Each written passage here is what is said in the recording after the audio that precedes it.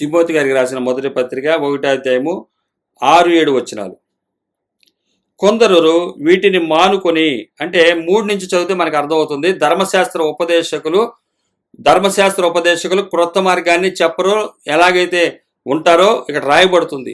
ధర్మశాస్త్ర ఉపదేశకులు మన గలతీ రాసిన పత్రిక 6వ అధ్యాయము 11 నుంచి 14 వరకు ఉన్నటువంటి 13 వరకు ఉన్నటువంటి వచనాలు మనం చూసాము.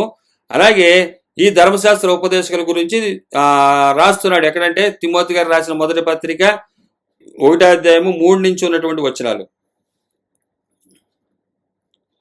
నేను మాసిదోనియాకు వెళ్ళుచుండగా సత్యమునకు భిన్నమైన బోధ చేయవద్దనియు, కల్పనా కథలు, మితము లేని వంశావళులను, విశ్వాస సంబంధమైన దేవుని ఏర్పాటుతో కాక వివాదములతోనే సంబంధము కలిగి ఉన్నవి గనుక వాటిని లక్ష్య పెట్టవద్దనియు కొందరికి ఆజ్ఞాపించుటకు నీవు ఎఫెసులో నిలిచి ఉండవలని నిన్ను హెచ్చరించిన ప్రకారము ఇప్పుడును హెచ్చరించుచున్నాను. హెచ్చరిక, డేంజర్, ముట్టుకోమాకండి అని ఎక్కడ రాయబడుతుంది? ట్రాన్స్ఫరాల మీద రాయబడుతుంది.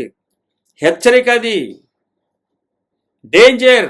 సత్యములకు భిన్నమైన బోధ చెప్పొద్దు, కల్పనా కథలు వద్దు, కల్పితమైనటువంటి కథలు చెప్పొద్దు, ట్రెండ్ సెట్ చేయొద్దు. కొత్త కొత్త కథలు చెప్పి కథలుగా సంతోషించేసి ఆనందించేసి డబ్బులు వస్తున్నాయని ఆనందపడమాకండి. మురుకు గుంటలో విసర్జించబడినటువంటి కుప్పలో ఉన్నారు, గుర్తుపెట్టుకోండి వాళ్ళు అని హెచ్చరించు.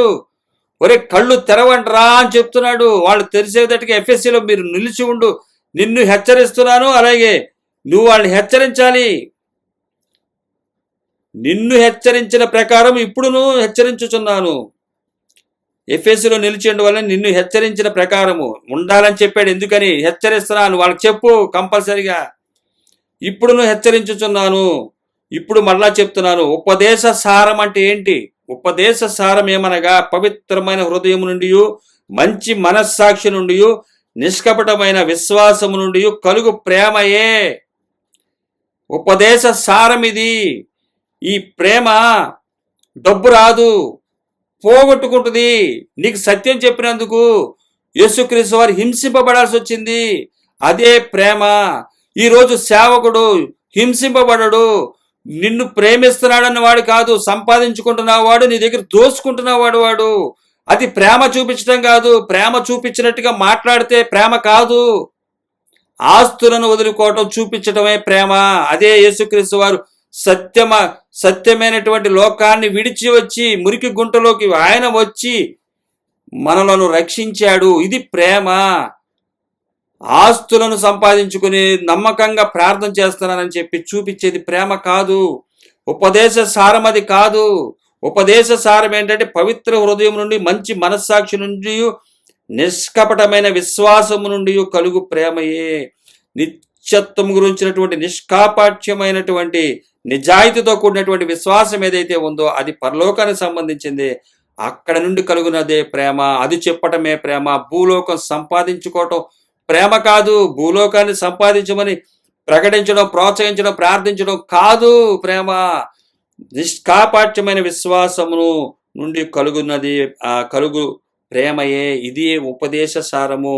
కొందరు ఏం చేస్తున్నారంటే వీటిని మానుకొని తొలగిపోయి తాము చెప్పు వాటినైనను నిశ్చయమైనట్టు రూఢిగా పలుకు వాటినైనను గ్రహింపకపోయినను ధర్మశాస్త్ర ఉపదేశకులైపోయారు. వాళ్ళు ధర్మశాస్త్రానికి ఉపదేశకులైపోయారు.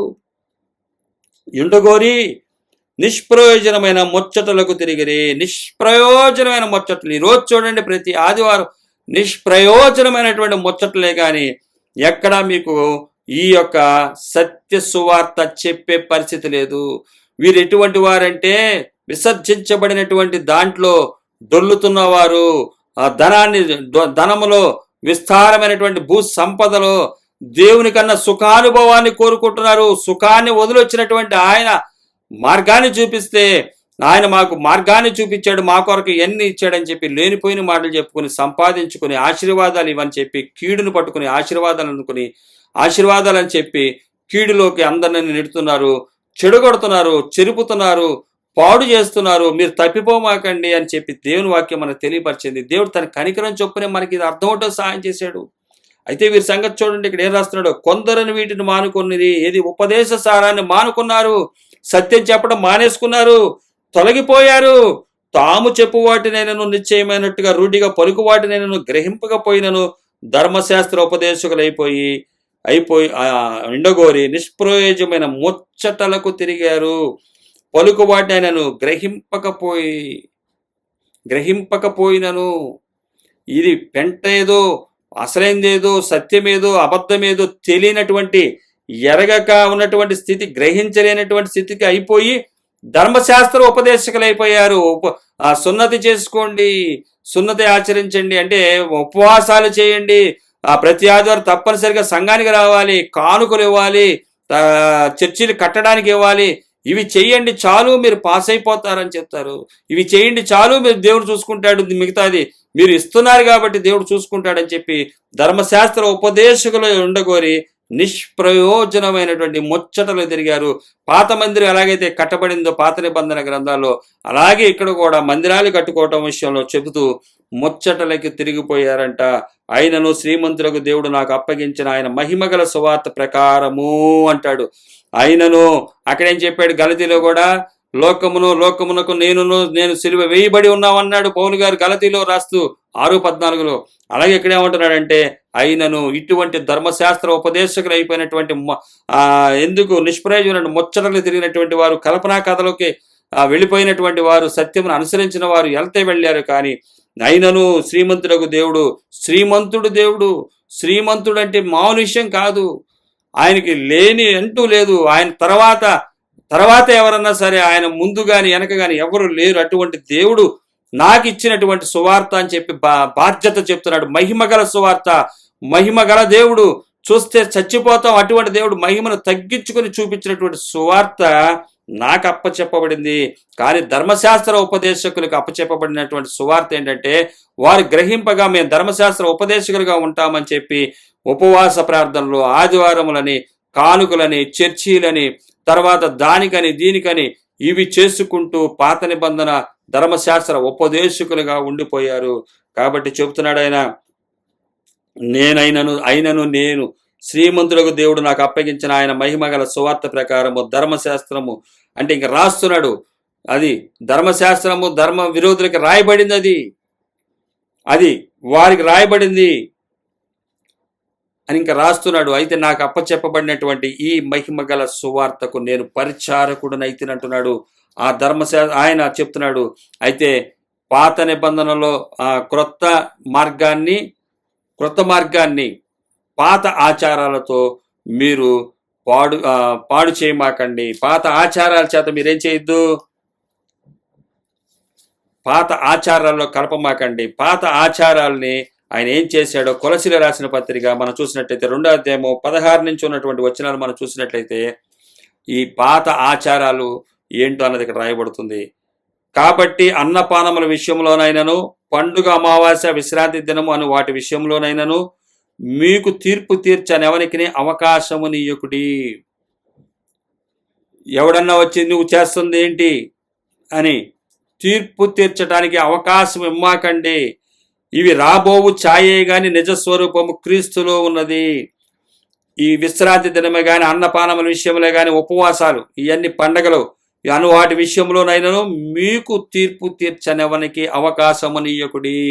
మీరు పాత నిబంధన గ్రంథంలో ఉన్నటువంటి విషయాల్ని మరలా క్రొత్త నిబంధనలు తీసుకొచ్చి మీరు చేసి ఎవడికి తీర్పు తీర్చే అవకాశం ఇవ్వమాకండి. అంటే నేను చేస్తున్నాను అంటే ధర్మశాస్త్ర ఉపదేశకులు పండగలు చేస్తారు, తర్వాత ఉపవాసాలు ఉంటారు, తర్వాత విశ్రాంతి దినాలు చేస్తారు, ఇవన్నీ చేస్తూ ఉంటారు.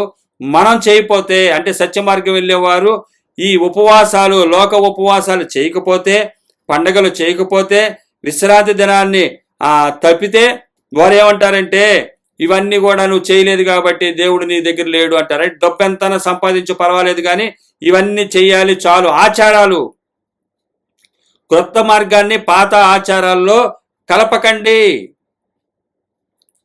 క్రొత్త మార్గం చెబుతుంది ఏంటో ఇక్కడ రాస్తున్నాడు. ఆయన అంటున్నాడు, ఇవి రాబోవు వాటి ఛాయే గాని నిజస్వరూపము క్రీస్తులో ఉంది. యేసుక్రీస్తు వారు ఏ మాదిరి చూపించారు? మూడవది ఇక్కడ రాస్తుంది ఫుట్ నోట్లో చూసినట్లయితే, శరీరము, నిజస్వరూపము, అసలైనటువంటి శరీరము, ఆత్మకు సంబంధించినటువంటి మన ఆత్మకు సంబంధించినటువంటి శరీరం ఉంది. ఆ శరీరము ఎలా ఉంటుందో చెప్తున్నాడు. నిజ స్వరూపము శరీరము క్రీస్తులో ఉన్నది, ఒక క్రీస్తు మాదిరిలో ఉంది. ఈ శరీరము కాదు, భౌతికంగా కనబడే ఈ శరీరము కృషించిపోయినా పర్వాలేదు, మీ ఆత్మలు రక్షించబడతాయి. మీ ఆత్మ రక్షించబడాలంటే ఇవి రాబోవు ఛాయే కానీ నిజ స్వరూపం అసలైనటువంటిది క్రీస్తు ఒక మాదిరిలో ఉంది. కానీ చాలా మంది ఉపదేశకులు, ధర్మశాస్త్ర ఉపదేశకుల యొక్క లక్షణాలు ఇక్కడ రాస్తున్నాడు. చూడండి ఎంత చక్కగా వాళ్ళు చేసే ఒక ఆలోచన చూడండి.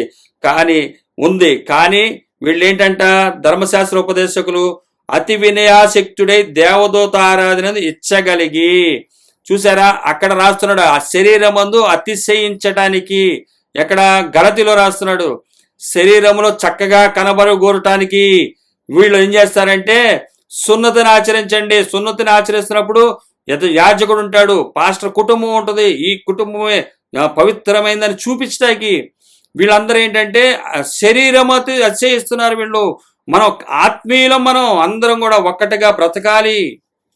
శరీరంలో అనేకులుగా ఉంటాం కానీ ఆత్మగా ఒకటిగా ఉండాలి, ఏకాత్మ కలిగి ఉండాలని చెప్పి బైబిల్ తెలియపరుస్తుంది మనకి.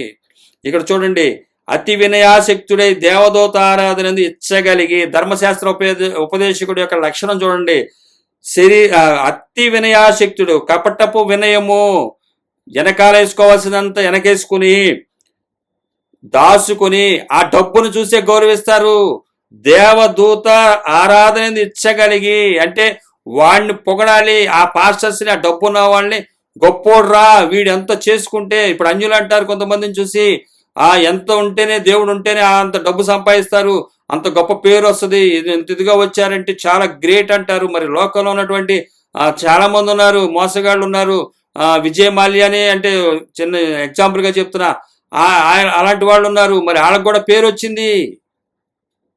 వీళ్ళు చూడండి కనబట్టాకి ఎట్లాగంట అతి వినయాశక్తుడై, అతి వినయంగా ఉంటారు, కపటమైనటు వినయం, దేవదూతన ఆరాధన ఇచ్చగలిగి, కపటమైన వినయం కలిగి దేవదూత యొక్క ఆరాధన అంటే వీడు దేవుడు రా, వీడు గొప్పోడు రా అని చెప్పి, దేవదూతరా, వీడు దేవునికి దూతరా, దేవుని దూతని, దేవుని బిడ్డని ఇవన్నీ చెప్పుకుంటారు కదా.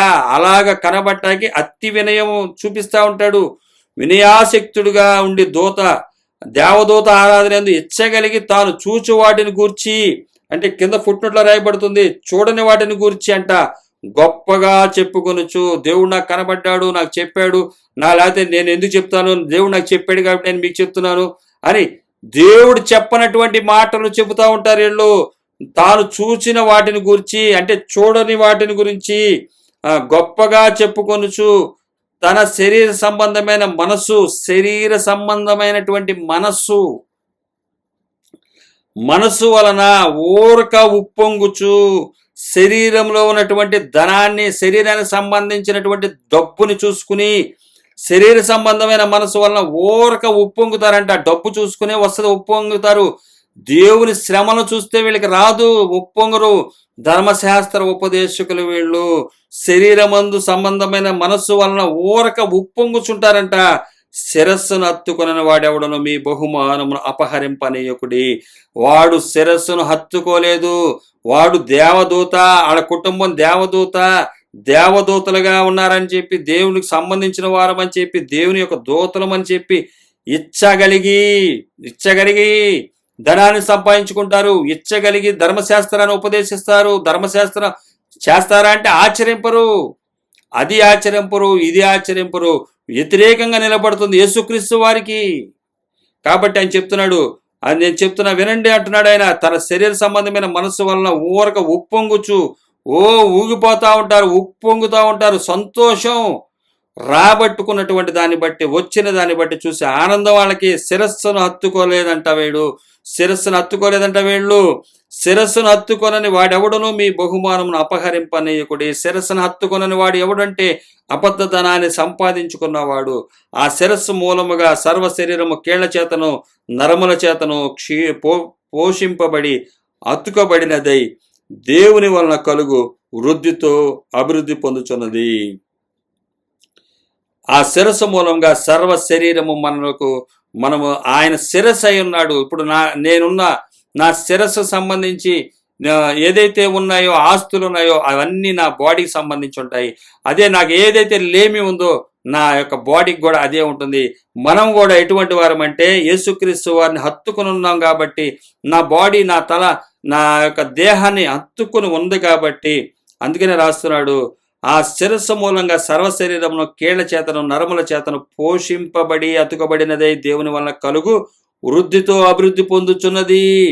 అభివృద్ధి ఈ విధంగా పొందాలి, అంతేగాని లోకాన్ని సంపాదించుకున్న అభివృద్ధి కాదు ఇది. కాబట్టి లోకాన్ని సంపాదించుకున్నటువంటి ఇచ్చగలిగినటువంటి వారు, వినయ భక్తులతో ఉన్నటువంటిగా కనపడుతున్న వారు, దేవదూత ఆరాధనగా ఇష్టపడిన వారు, వారు దేవదూతలుగా స్తుతించబడాలని చెప్పి, దేవుని కన్నా గొప్పవారిగా ఉండాలని చెప్పి కనబడుతున్నటువంటి వారు, శరీరమందు చక్కగా కనబడేవారు, శరీరమందు అతిశయించేవారు. అలాగే కొరింథీయులకు రాసిన 2వ పత్రిక 5వ అధ్యాయం 12లో కూడా చెప్తాడు. అక్కడికి వచ్చేసరికి అక్కడ కూడా వీళ్ళ గురించి ఎలా రాస్తున్నాడో చూడండి. మమ్మును మేము మీ ఎదుట తిరిగి మెప్పించుకొనుట లేదు, కానీ మమ్మును మేము ఏం చేయట్లేదు, మెప్పించుకొనట లేదు, కానీ హృదయమునందు అతిశయపడక, హృదయమునందు అతిశయపడాలి మనం. హృదయమందు అతిశయపడక పైరూపమందు అతిశయపడు వారికి ప్రత్యుత్తరం ఇచ్చుటకు మీకు ఆధారము కలుగవలని మీ విషయమై మీకు అతిశయ కారణం కలుగు చేయుచున్నాము. కొరింథీ సంగమా, మీరు గుర్తుపట్టండి. ఇక్కడ హృదయమునందు అతిశయపడక, హృదయమునందు మనం అతిశయపడతాం ఎప్పుడు? లోకాన్ని సంపాదించినప్పుడు, మారు మనసు కలిగినప్పుడు, లోకం మీద మన దృష్టి లేనప్పుడు మనం అతిశయపడతాము. కానీ ఈ యొక్క ధర్మశాస్త్ర ఉపదేశకులైతే హృదయమునందు అతిశయపడక పైరూపమందు అతిశయపడు వారికి ప్రత్యుత్తరం ఇచ్చుటకు. ఈరోజు యేసుక్రీస్తు వారు ఈ లోకానికి వచ్చినప్పుడు ఆయన హృదయమందు అతిశయపడ్డాడు, పైరూపమందు అతిశయపడే వారి అందరికీ తీర్పు తీరుస్తున్నాడు. అదే మనం కూడా చేస్తున్నాము అంటున్నాడు ఆయన పౌలు గారు. ఇది మీకు ఆధారం కలగాలని చెప్పి ఆయన చెప్తున్నాడు. అతిశయపడి వారికి ప్రత్యుత్తరం ఇచ్చుటకు, మీరు వారికి ఆ లోకం విషయంలో ఆ ప్రత్యుత్తరం అంటే డబ్బు సంపాదించుకోవటమే దేవుడు చెప్పాడని చెప్తున్న వారికి మీరు వారికి ప్రత్యుత్తరం ఇవ్వాలి. ఇస్తుంది ఏంటంటే మనం ఏమి ఇవ్వట్లా, మాట్లాడట్లా, సంపాదించుకోకుండా ఉంటున్నాం కాబట్టే, ఉంటేనే అలాగే ఉంటున్నాడు కాబట్టే పౌలు గారు ఇదిగో ఆధారం. అలాగే నేను చెప్పా కదా, కందుకూరులో ఉన్నటువంటి అబ్రహాయి గారు ఉండేప్పుడు ఆయన ఒక ప్రత్యుపగా మనకు చూపించాడు. పై రూపమందు కాదు, హృదయమందు అతిశయపడాలి, పై రూపమందు కాదు అని ఆయన ప్రత్యుత్తరం. మనం ఈ విధంగా డబ్బు సంపాదించాలన్న వారికి ప్రత్యుత్తరం ఇవ్వటానికి, ప్రత్యుత్తరం ఇచ్చుటకు ఒక ఆధారాన్ని యేసుక్రీస్తు వారికి కలగజేసిన దాన్ని నేటికి కూడా చూడగలిగి ఉన్నాము అని చెప్పి నేను సంతోషిస్తున్నాను. ఎందుకంటే ఆయన హృదయమందు అతిశయించినటువంటి యేసుక్రీస్తు వారు, హృదయమందు అతిశయించినటువంటి పౌలు గారు లోకాన్ని ఏ విధమైనటువంటి సంపదను వారి దగ్గర లేదు, శిష్యుల దగ్గర కూడా లేదు. అలాగే నేను చెప్పినటువంటి అబ్రహామయ్య గారి దగ్గర కూడా అలాంటి విశ్వాసమే కలిగి ఉన్నారు. అలాగే విన్సెంట్ పాలయ్య గారిని కూడా నేను చూస్తున్నాను, ఆయన అట్లాంటి విషయాలు కలిగి ఉన్నారు. ఇక్కడ కనబడుతున్నటువంటి విషయం అదే, అతిశయ విషయం ఆధారము కలగవాలని మా విషయమే మీకు అతిశయ కారణం కలిగించుచున్నాము. ఎవరన్నా అడిగితే నువ్వేంట్రా డబ్బు పోగొట్టుకున్నావంటే, ఇదిగో పౌలు గారు ఉన్నాడు చూడు, యేసుక్రీస్తు వారు ఉన్నారు చూడు, ఈ లోకాన్ని సంపాదించినటువంటి ఉపవాసాన్ని చేశారే అని ఒక మాదిరిని చూపిస్తాము. మీరు ప్రత్యుత్తరం ఇవ్వటానికి మేము కూడా యేసుక్రీస్తు వారు నిలబడ్డారు, శిష్యులు నిలబడ్డారు, పౌలు గారు నిలబడ్డారు, అలాగే అబ్రహామయ్య గారు, విన్సెంట్ పాలయ్య గారు, అలాగే వీళ్ళందరూ కూడా నిలబడ్డారు. ఎందుకని ఆయన చూపించినటువంటి దాన్ని ఇతరులు కూడా చేయగలగటానికి. ఏలైనగా మేము వెర్రివారమైతిమా, దేవుని నిమిత్తమే, స్వస్థ బుద్ధి గలవారమైతిమా, మీ నిమిత్తమే. ఇవన్నీ కూడా మీరందరూ కూడా ఈ విధంగా మేము వెర్రివారం సంపాదించుకోలేపటానికి మీరు అనుకుంటున్నారా? ఇదంతా కూడా వెర్రివారమైతిమా, దేవుని నిమిత్తమే, దేవుడు చెప్పిన దాన్ని యేసుక్రీస్తు వారు చెప్పినందుకే. ఇప్పుడు మనం కూడా అంతే, వెర్రివారమైతిమా, యేసుక్రీస్తు వారిని గురించి శిష్యులను చూసి వెర్రివారమై ఉన్నాము. స్వస్థ బుద్ధి గలవారమైతిమా, మీ నిమిత్తమే.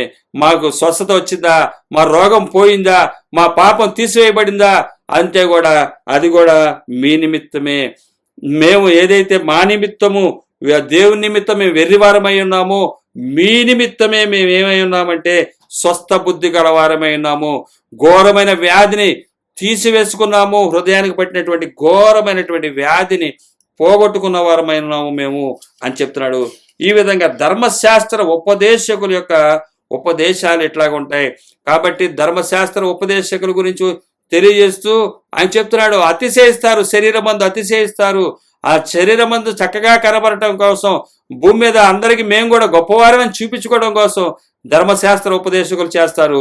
ధర్మశాస్త్ర ఉపదేశకుల్లాగా ఉంటే మనం దేవుని రాజ్యంలో, దేవుని మార్గంలో నడవబడలేము. కాబట్టి క్రొత్త మార్గాన్ని పాత ఆచారాల్లో కలపమాకండి, అవి మీకు శాపం అని చెప్పి మనకు తెలియపరచబడుతుంది. అలాగే మనం చూసినట్లయితే ఇంకా అనేకమైనటువంటి వచనాలు ఉన్నాయి, అనేక విధాలుగా మనకు రాయబడుతున్నాయి. అయితే ఇక్కడ ఫైనల్గా మనం చూసినట్లయితే శరీర నిగ్రహం మనకు కావాలి. అంటే ఇక్కడ రాస్తున్నాడు, చూసినట్లయితే కొలసీలు రాసిన పత్రిక 2వ అధ్యాయము 23వ వచనం.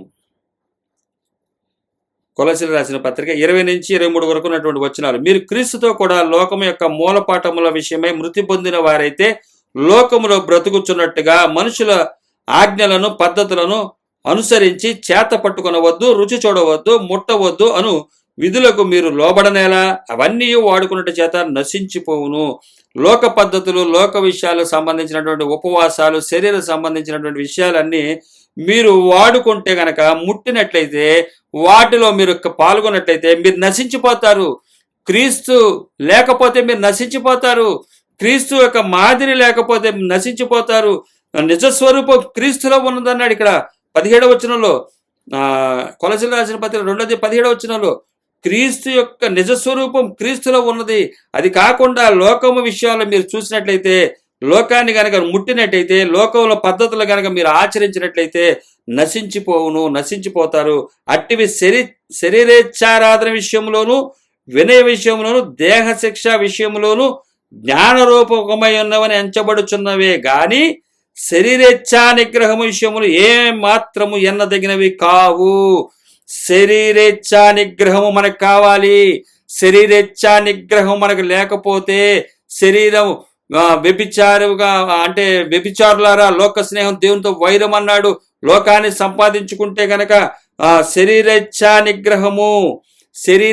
నిగ్రహించుకునే శక్తి ఆత్మలో ఉంటుంది. మన ఆత్మలో కలగాలి. మారు మనసు అంటే అదే. క్రొత్త నిబంధన చెప్పే మార్గాన్ని మనం చేరుకోవాలంటే, ఆయన చూపించిన మార్గంలో మనం ఉండాలంటే శరీరేచ్ఛా నిగ్రహం మనకు కావాలి. కానీ వారు ఏం చెప్తారంటే, లోకాన్ని వాడుకుంటూ చేత ఉపవాసాలు చేస్తే, ఇవన్నీ అంటే గట్టిగా ఆరాధన చేస్తే, బాగా పాటలు పాడితే, మంచి మంచి మ్యూజిక్లు పాడితే, ఎక్కువ వ్యూస్ వస్తే, ఇటువంటివన్నీ అస్సలైన ఆరాధన అని చెప్తారంటే వీళ్ళ గురించి రాస్తున్నాడు ఎంత చక్కగా. 2వ అధ్యాయం కొలసీలు రాసిన పత్రిక 23వ వచనంలో, అట్టివి స్వేచ్ఛారాధన విషయంలోను, వినయ విషయంలోను, కపట వినయము, స్వేచ్ఛారాధన అంటే ఇష్టానుసారమైనటువంటి ఆరాధన బైబిల్ చెప్పదు. రకరకాల కోరస్లు, రకరకాల డ్యాన్సులు, రకరకాల వేషధారణలు వేసి ఆరాధన చేస్తారంట. అలాగే వినయ విషయంలోను వినయంగా కపట వినయం చూపిస్తారంట. దేహ శిక్ష, ఉపవాసాలతో, తర్వాత అంతా ఆస్తులు వదలరు, ఉపవాసాలు చేస్తారు. 24 గంటలు కావాలంటే ప్రార్థన పెడతారు. 40 రోజులు ఉపవాసాలు పెడతారు, నెల రోజులు ఉపవాసాలు పెడతారు, వారం రోజులు ఉపవాసం పెడతారు, 21 రోజులు ఉపవాసాలు పెడతారు. దేహ శిక్ష విషయంలోను జ్ఞాన రూపకమైన ఎంచబడుచున్నవే అవి గాని శరీరేచ్ఛ నిగ్రహం విషయంలో అవి ఎంత మాత్రమును ఎన్నిక చేయదగినవి కావయి. శరీరేచ్ఛ నిగ్రహము విషయములో మీరు చూపించే ఉపవాసాలు, విశ్రాంతి దినం క్రమం, ఇలాంటివన్నీ కూడా శరీరేచ్ఛ నిగ్రహం విషయంలో ఎంత మాత్రమును ఎంచదగినవి కావయి. మీరు వాటిని చూసి, వారి ఇష్టారాధన చూసి, వారు చేసే ఆరాధనలు చూసి మైమరిచిపోయి మ్యూజిక్లతోటి వాటితోటి చేసి ధర్మశాస్త్ర ఉపదేశకుల వలె సంపదను సమకూర్చుకుంటున్నటువంటి స్థితి చాలా డేంజర్ పొజిషన్ అది. కాబట్టి ఇటువంటి వారి విషయమై మీరు జాగ్రత్తగా ఉండండి. క్రొత్త ద్రాక్షారసాన్ని క్రొత్త తిత్తుల్లో పోయండి, లేకపోతే చెడిపోతాయి. ధర్మశాస్త్ర ఉపదేశకులారా, ఇవ్వబడుతున్నటువంటి ఈ ఆజ్ఞను అనుసరించాల్సిందే. దేవుడు ఏదైతే చెప్తున్నాడో క్రొత్త ద్రాక్షారసాన్ని క్రొత్త తిత్తుల్లో పోయండి. క్రొత్త నిబంధన సేవకులు, మనందరం సేవకులు క్రొత్త నిబంధన సంబంధించినటువంటి ఉపవాసం చేయాలి. ధర్మశాస్త్ర ఉపదేశకుల్లాగా గొప్పగా కనబడాలని చెప్పి, దేవదూతలుగా కనబడాలని చెప్పి అతిశయించడం కోసం, ఇహమందు గొప్పవారిగా ఉండటానికి, దేవదూత ఆరాధనను ఇచ్చగలిగి, అతిశయించడానికి, శరీరం ముందు చక్కగా అగపడటానికి ఇటువంటి ప్రయత్నాలు చేయమాకండి. ఇటువంటి మిమ్మల్ని పాతాళంలో పడేస్తాయి. యేసుక్రీస్తు వారు పరలోక రాజ్యం నుంచి వచ్చి ఇచ్చిన మేనిఫెస్టో ఏంటంటే, రాబోయే రోజుల్లో నా సేవకులు చేస్తారు, ఉపవాసం చేస్తారు, లోకాన్ని ముట్టనటువంటి ఉపవాసం చేస్తారు. కాబట్టి దేవుడు చెప్తున్నటువంటి ఉపవాసాన్ని చేయండి. ఆత్మలో అభివృద్ధి పొందడానికి బహిరంగంగా కాదు, సీక్రెట్గా చేయండి ఉపవాసం. చర్చిలో దాని విషయం కూడా అవసరం లేదు. ఆ ఉపవాసం ఉండి ప్రార్థన చేద్దాం, మనందరికి ఏకాత్మ రావాలంటే అది కూడా అవసరం లేదు. ఏకాత్మ కొరకు వ్యక్తిగతంగా ప్రార్థన చేయండి. అందరిలో ఉన్నప్పుడు ఏ ప్రార్థన చేయాలో ఆ ప్రార్థన చేయండి. సత్యమును అనుసరించే వారికి ఇవన్నీ కూడా వర్తిస్తాయి. సత్యమును అనుసరించేవారు ఆయన లోకానికి వేరుగా ఉంటారు, లోకాన్ని సంపాదించుకోరు. నాకు లోకానికి సిలువ వేయబడి ఉన్నామని చెప్పి పౌలు గారు ఏదైతే తీర్మానం చేశాడో, శ్రీమంతుడకు దేవుడు నాకు అనుగ్రహించినటువంటి మహిమగల సువార్త నిమిత్తము నాకు అప్పచెప్పబడింది, నేను చేస్తానని ఒక నిర్ణయం తీసుకున్నాడు. అటువంటి సేవకులుగా మీరు ఉండాలని దేవుడు తన సందేశం ద్వారా, మీరేంటి నేనేంటి మనందరం ఉండాలని చెప్పి దేవుడిచ్చిన ఈ సందేశం ద్వారా మనం హెచ్చరించబడి ఉన్నాము. కాబట్టి సర్వగంతమై ఆయనకి చెందునుగాక.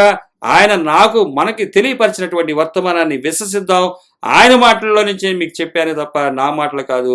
ఇక్కడ నేను నేర్చుకోవాలి, మీరు నేర్చుకోవాలి, మనందరం కూడా ఏకీభవించి ఆయన చెప్పిన విధంగా క్రొత్త నిబంధన యొక్క సేవకులుగా మనం ఉండాలి. క్రొత్త నిబంధన మార్గాన్ని చెడగొట్టకూడదు, క్రొత్త నిబంధన మార్గం దూషించబడకూడదు. అది సత్య మార్గము. సర్వోన్నతుడైనటువంటి దేవుడు, గొప్ప దేవుడు మనకు కనికరం చూపించి, ప్రేమ చేత ఉపదేశాన్ని ఇచ్చి, ఆ ఉపదేశం చెప్పే సారాంశమే మనకి ఈరోజు తెలియజేశాడు. సర్వగంతమై మేసేకి చెందునుగాక.